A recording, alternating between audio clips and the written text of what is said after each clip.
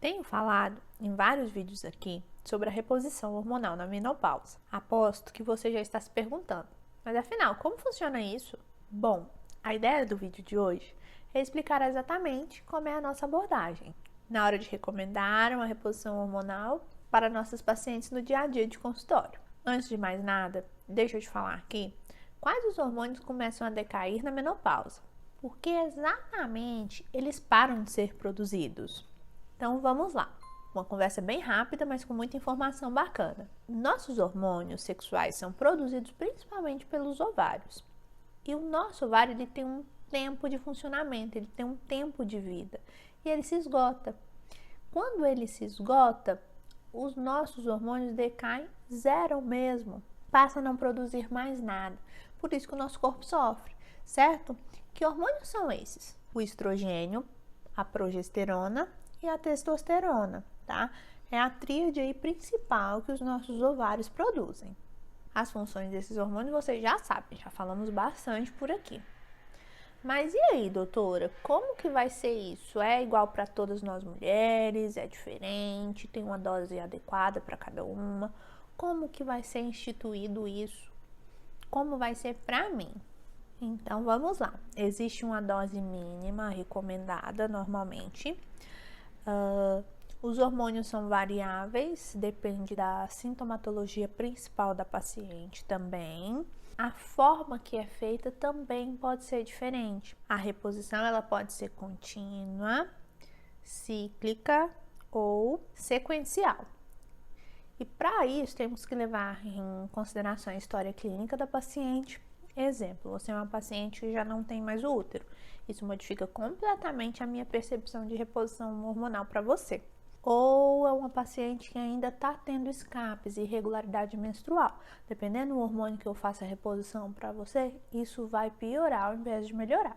Então é muito individualizado. Pacientes que têm mais fogachos, que sofrem mais com os calorões. Eu preciso de uma dose um pouquinho maior, porque senão muitas pacientes não vão ter resposta.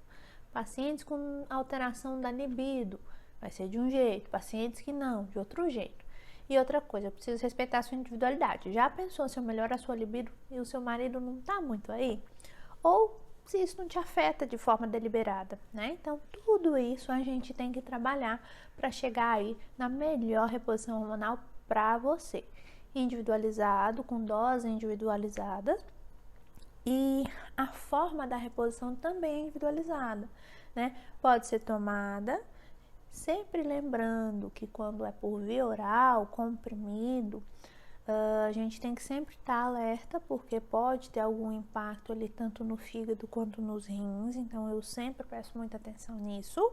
Ela pode ser transdérmica ou percutânea e ainda também pode ser realizada pela via vaginal.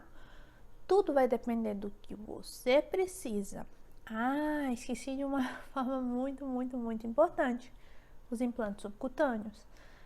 E normalmente hoje temos dado prioridade para hormônios bioidênticos, visto que o impacto negativo é mínimo e o positivo é gigantesco, né? A gente consegue entregar mais valor, tendo o menor dano possível, muitas vezes sem dano mesmo, tá?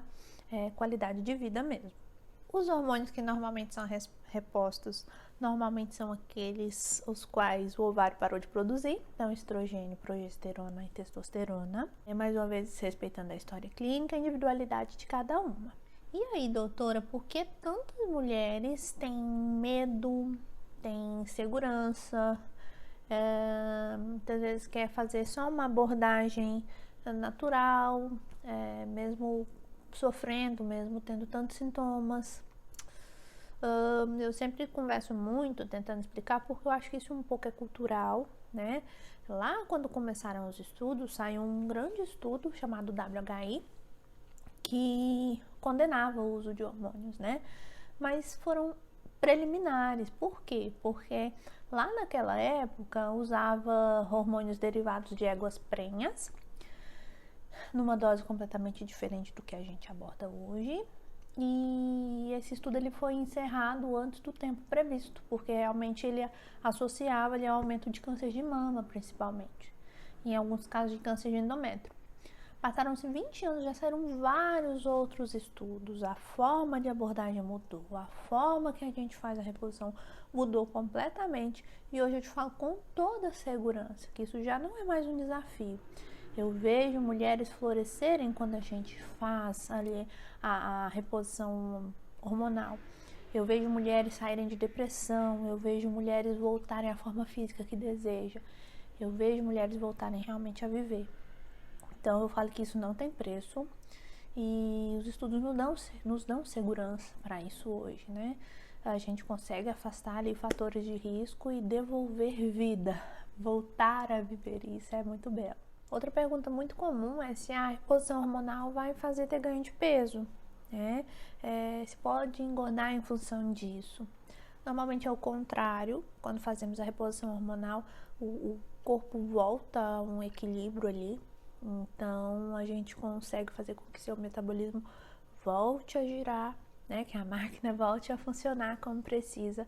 Então, se você for, assim, manter uma disciplininha boa e tal, o hormônio, na verdade, vai te ajudar a melhorar, tá bom? Então, não vai ganhar peso, não. Outra coisa que eu acho muito importante abordar aqui quando a gente fala de reposição na menopausa, não é só hormonal.